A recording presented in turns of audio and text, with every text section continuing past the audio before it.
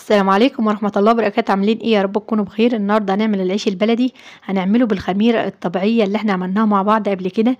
بجد الخميرة الطبيعية اللي معمولة بمية ودقيق بجد بتخلي العيش البلدي تحفة. كل الخطوات هنشرحها مع بعض، بس يا ريت تتابعيني للآخر، ويا ريت لا أول مرة تشوفي قناتي يا ريت تدعميني باللايك واشتراك للقناة علشان يوصلك مني كل جديد.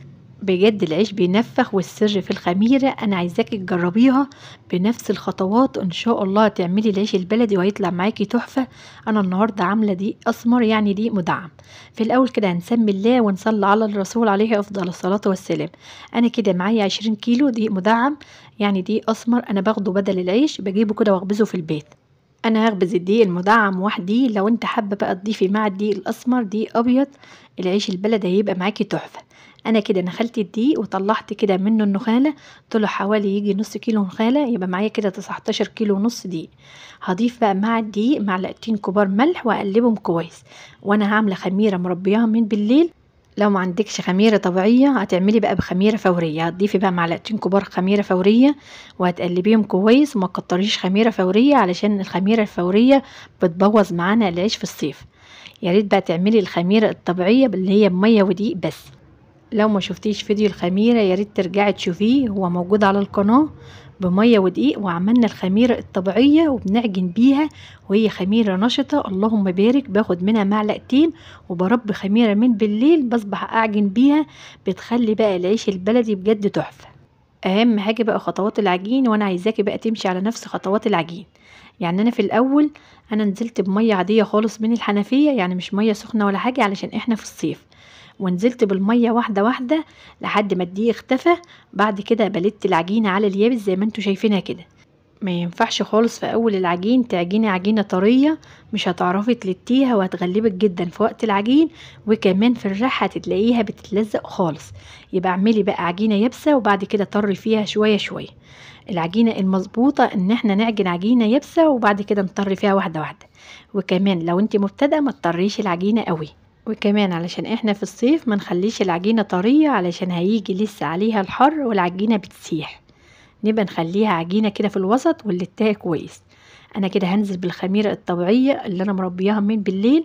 انا خدت كده 4 معالق كبار من الخميرة اللي احنا شايلينها في التلاجة، حوالي كده 200 جرام، وضفت عليهم طبقين دقيق، وربيت الخميرة من بالليل عجنتها وغطيتها كده بطبق لحد الصبح. لقيتها الخميرة اختمرت، وكمان جاهزة كده ان هي تخمر معانا اي معجنات. بجد الخميرة الطبيعية بتخلي العيش البلدي تحفة وكمان صحية جدا. انا كده بقى لتيت العجينة على اليابس، ما ينفعش خالص ان انا انزل بالمية علشان اطريها كلها مرة واحدة، يعني هنزل واحدة واحدة كده علشان العجينة ما تتقطعش. وكمان الدقيق المدعم ساعة ما تنزلي بالمية بتلاقيه اتقطع، يعني انزلي واحدة واحدة ولتي العجينة هتلاقيه بقى ليه عرق، وكمان هينعم تحت ايدك وهيكون اتخدم معاكي كويس. وزي ما انتوا شايفين في نهاية العجينة نعمت، بس ليها عرق جامد علشان خدمتها كويس. علشان اعرف العجينة ظبطت ولا لا هعمل اختبار، هقطع رغيف وهحطه على وش العجين. لو سرح على بسيط تبقى كده العجينة في الوسط، لو سرح جامد تبقى كده العجينة طرية واحنا مش عايزينها طرية في الصيف. لو ما سرحش خالص تبقى لسه العجينة يابسة جامد وعايزين نطري فيها واحدة واحدة. خلي بالك بقى من الاختبار واعمليه كذا مرة لحد ما تظبطي العجينة. هنغطي العجين بالدقيق ونعلم الطشت علشان نشوفه اختمر ولا لا. ما شاء الله العجينة عملت معايا فقاعات. غطيتها بالصينية ما تقلتش خالص علشان الجو حر، وسبته كده اختمر. خد معايا ساعة ونص، ممكن ياخد معاكي ساعتين لو انت عاملة بخميرة فورية، بس الخميرة البيرة اللي انا مربياها بتبقى سريعة جدا في الخمر. قمت بقى فرشت الملاية وفرشت عليها النخالة، وحاولي ان انت تقلي النخاله وانت بترشي. وبعد كده هنقطع التقطيع على حسب ما انت عايزاه، يعني ان كان كبير او اصغر دي يرجع لك انت في الاخر. انا كده هقطع، جبت ميه حطيت على وش العجين، وهقطع بزيت. لو انت هتقطعي بدقيق هتغطيه بملايه عجين علشان ما يعملش معاكي طبقه ناشفه. اللي هو بزيت مش بيتغطى. وبعد كده هتوسعي بعيد عن بعضه. ولو لسه مبتدئه ما تكتريش تقطيع علشان ما يخمرش معاكي على النخاله ويبقى مش حلو خالص وانت بتخبزيه. كل الخطوات دي لازم تاخدي بالك منها، علشان كده بقولك تابعيني لحد الاخر. اللهم صل وسلم وبارك على سيدنا محمد وعلى ال سيدنا محمد. يا ريت لو لسه بتشوفيني يا ريت تدعميني بلايك جميل منك. يلا بقى حطوا لايك وتعالوا نكمل مع بعض بقيه الخطوات. انا بعد ما خلصت تقطيع سبته كده يخمر على النخال 10 دقايق لحد ما الفرن بيسخن. يعني الفرن خد معايا كده تسخين 10 دقايق. وطيت بقى البلاطة وخليت الجنوب عليها. اهم حاجة السوا المظبوط علشان العيش البلدي يطلع معاكي مظبوط. هاخد بقى اول رغيف، هو انا بدأت بيه تقطيع بيكون اختمر، ومن اول رغيف هتعرفي العيش بتاعك مظبوط ولا لا. لو لقيتيه لسه منفض هتصبري عليه شوية وترجعي تخبزي. ولو هتسويه في فرن البوتاجاز هتمشي على نفس الخطوات. ولو عايزة تعملي عيش بلدي بدون مطرحة وكمان هتسويه على عين البوتاجاز، يبقى ارجعي بقى شوفي الفيديو كامل موجود على القناة. عملنا العيش البلدي وسويته على المصفى، بجد طالع تحفة وهينفع ناس كتيرة اللي ما عندهاش فرن وكمان ما عندهاش مطارح.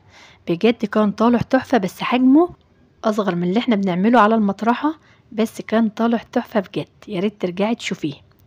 انا كده هبجرب اول رغيف، قفلت عليه الفرن ووطيت البلاطه شويه علشان الفرن سخن، وخليت الجنوب عاليه زي ما انت شايفاها كده.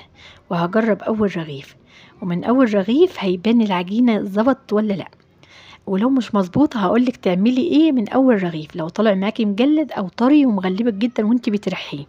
اللهم صل وسلم وبارك على سيدنا محمد وعلى ال سيدنا محمد. شايفين بقى اول رغيف، اللهم بارك، نفخ واللهم بارك، ريحته بجد تحفه وكمان مش منفض. النفطه يا جماعه اللي هي بتخلي الرغيف سمكه تخين قوي من تحت ومن فوق شفاف جدا زي الفطير. انا كده سمكه من فوق زي من تحت. انا هكمل بقيه التسويه. لو لقيتيه بقى منفض هتصبري عليه شويه وترجعي تخبزي. اما لو طالع مجلد معاكي من الفرن وناشف، هقولك كده ان العجينه كانت يابسه جامد. ممكن تقومي تلمي العجينه وتطريها شويه وتسيبيها نص ساعه وارجعي اخبزي منها، هتبقى معاكي مظبوطه. اما لو العجينه طريه وانت لسه مبتدئه، هقولك بقى ان العجينه هتغلبك وهيبوظ عليتها. يا ريت ترجعي تلمي العجينه تاني وترجعي تحطي لها طبق دقيق وتيبسيها وترجعي تخبزي منها، ان شاء الله هتبقى معاكي تحفه.